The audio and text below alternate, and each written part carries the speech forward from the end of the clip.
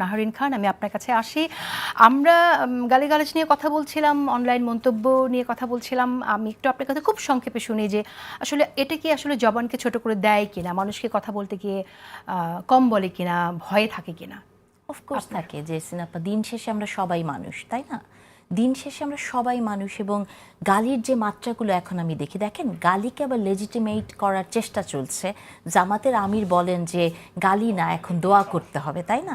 দেখেন আপনি, মানে আমরা জানি এটা কারা করে, এবং আপনি দেখেছেন যে গতকাল চাঁদপুরে যে ঘটনাটি ঘটেছে, কোন দলটি এটি করেছে, এটিই আসলে কিন্তু সত্য।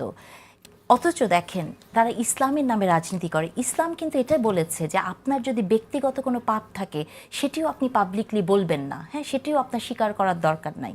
তো এরকম একটা জায়গা থেকে এই যে গালিগুলো আমাদেরকে দেয়, বা এই যে নারীদেরকে, পার্টিকুলারলি নারীদেরকে, যেমন আমার ভাই বলেন ওনাকে পচা ডিম বলেছে, পচা ডিম তো অনেক ভালো।